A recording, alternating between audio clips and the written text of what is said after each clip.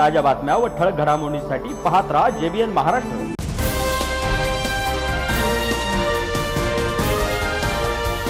पंढरीच्या पांडुरंगाची आषाढी यात्रेसाठी आदिशक्ती मुक्ताईचा पालखी सोहळा आज मुक्ताईनगर येथील मुक्ताबाईच्या मंदिरातून पंढरीकडे प्रस्थान झालाय।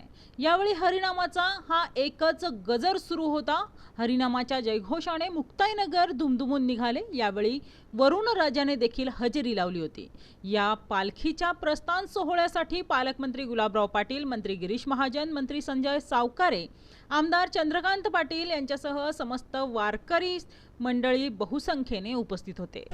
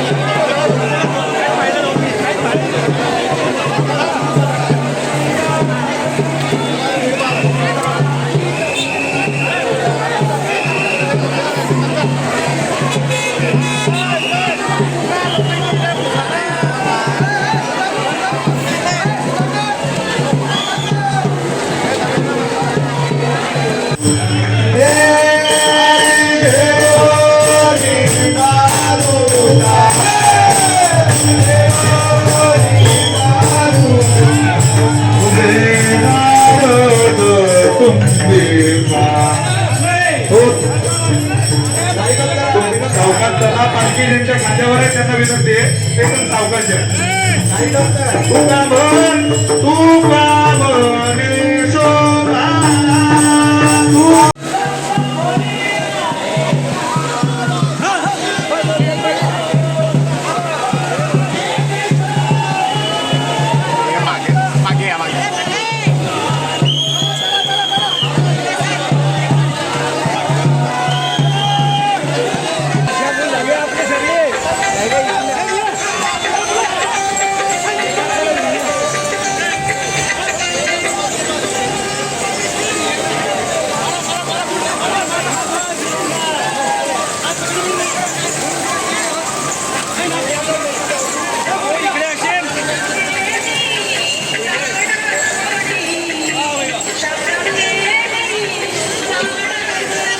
आदिशक्ती संतमुक्ताईच्या पालखीचं प्रस्थान होत आहे।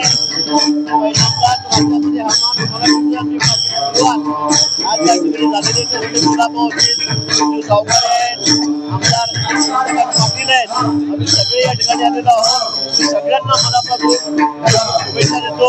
म्हणजे आनंदाची गोष्ट हीच आहे या ठिकाणी आज पावसाला सुरुवात झालेली आहे। त्यामुळे सगळा वारकरी सुखावलेला आहे। थोड्याच वेळात मात्र प्रस्थान सुरू होईल आणि त्यावेळेला आषाढीला पालखीला पोहोचेल त्यावेळेला आम्ही सगळेजण त्या ठिकाणी राहणार आहोत। आणि सगळ्यांना मनापासून शुभेच्छा। पालखी मार्गावर सगळ्या सोयी सुविधा सरकारने या ठिकाणी दिल्या आहेत, शासनाने दिल्या आहेत।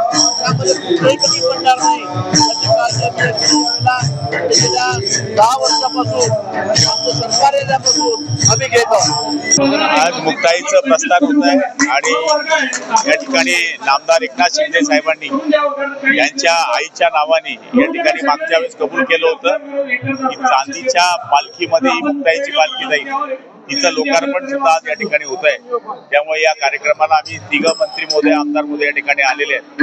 आणि योगायोग असा आहे की आज मुक्ताईला येत असताना सरकारला शेतकऱ्यांना ज्या गोष्टीची गरज होती ते म्हणजे पाणी, या पावसाची सुरुवात सुद्धा जळगाव जिल्ह्यामध्ये दमदार झालेली आहे।